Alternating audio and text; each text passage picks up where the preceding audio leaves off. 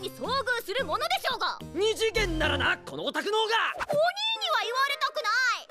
というわけでサービスショット。いやー。どこ向いてんだどこ。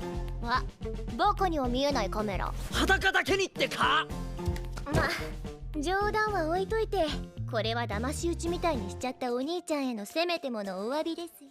Alya sometimes hides her feelings in Russian, episode number 5. And oh my god, yo, I did not want this episode to end.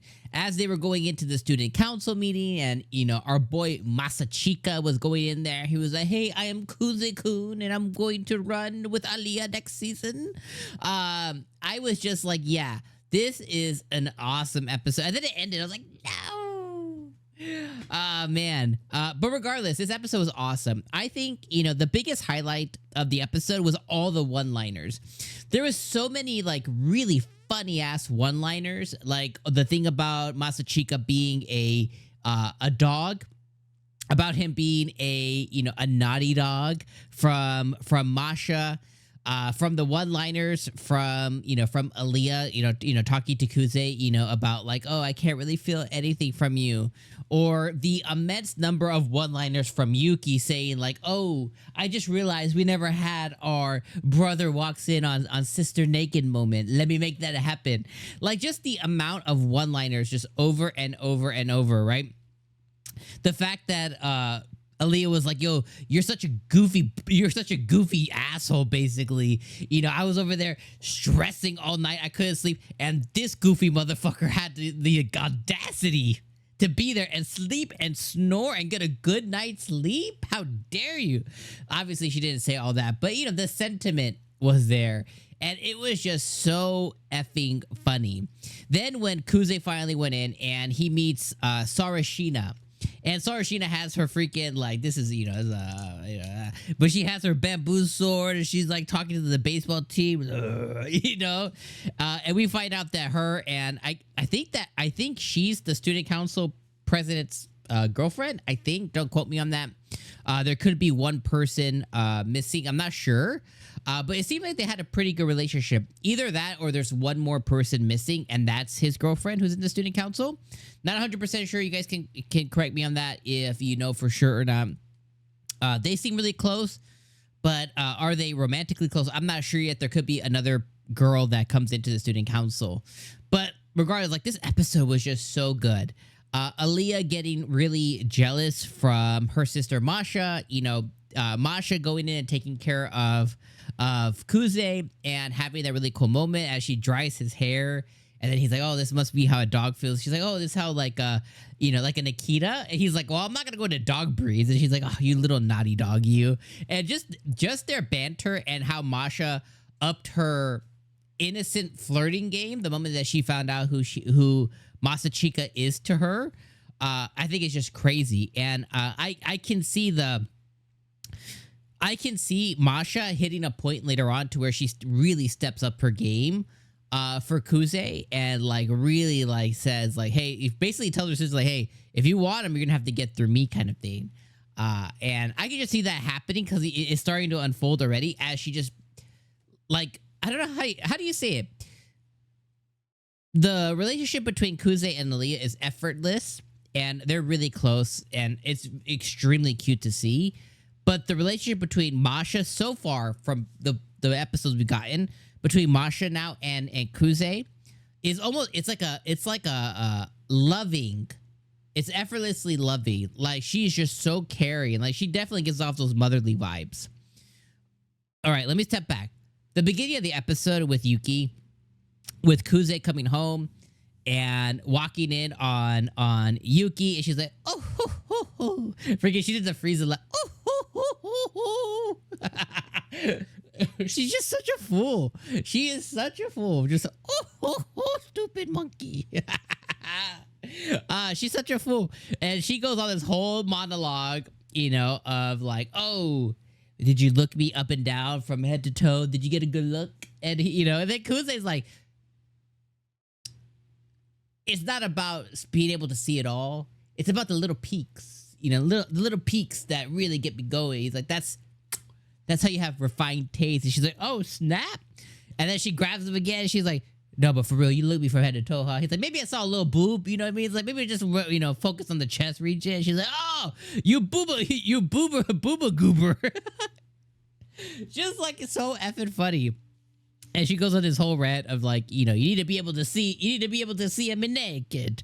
And it's funny. And I really love, I know a lot of people have the, you know, the sibling, you know, incest wincest stuff, you know, that they have. I love how this show does it. Not the fact that I think Yuki does have, maybe it's both ways. I think they both have a brother-sister complex kind of thing.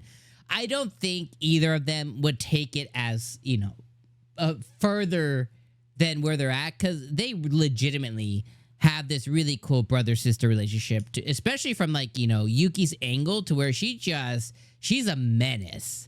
And from Kuze's side, you know, he freaking loves his sister. You could just feel all of his love in the way that he talked about her, and the way that he talked about her having asthma as a kid. And you can kind of feel like he's sorry for her. Like, you know, he would have loved to have taken her out more. And as he begins to tell her about Alya and, you know, his plans to run for student council, you know, he's like, I'm going to really need to step my love game up for her to make sure that she knows that I'm not going against her. I'm just going with Alya. But, you know, sister's top, you know, she's top G, essentially.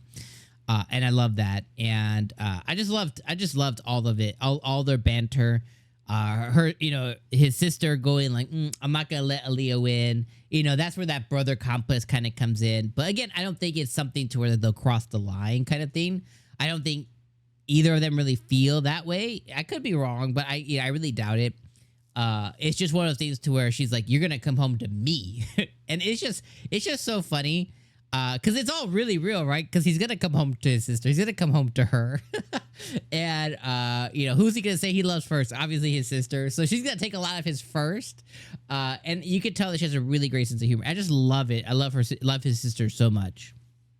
And Kuze does, you know, as well. So I definitely, you know, I love seeing their banter and their back and forth. And her whole conversation with him about C cups and everything. Later on in the episode, we got him staring at Alya's biddies, and he was like, "Is that an E cup?" And I was like, "Bro, your sizes." Like sometimes, like they're like, "Oh, she's an E cup." It's like, yeah, okay, she's probably C as well at best. She doesn't look like E is. Like E is pretty out there. So sometimes their sizes are a little, you know what I mean? But regardless, like, oh my god, there's so much more to talk about with this episode, but Alya Hides Her Feelings continues to show its chops of why, personally, I think it's the best anime of the season. Like, it does romantic gestures effortlessly. It does really cool character building effortlessly, right? We have been introduced now to Alya and Kuze, the main characters. We've been introduced to Yuki in a really cool way, to where they have the twist of like, oh, by the way, she's his sister. Like, and like their childhood best friend, but that's actually his sister. And Yuki, oh, best character. You know, I think Yuki's number one, and then Alya. Then it introduces us to Masha, the older sister for Alya. And then it tied it back into Kuze, like, oh, well, she happens to be the love interest he had when he was a kid. Now, this episode, we also met Sarashina or whatever. We met the student council president. So it's like they're effortlessly weaving in these characters. It really reminds me of, like, if you guys remember the anime Horimiya, I think, and that anime, very different, but it's like if Horimiya didn't move the relationship so fast, but then added a ton of comedy on top of it. I kind of feel those vibes. And again, they're very far apart. They're not the same in any capacity, very different stories and stuff.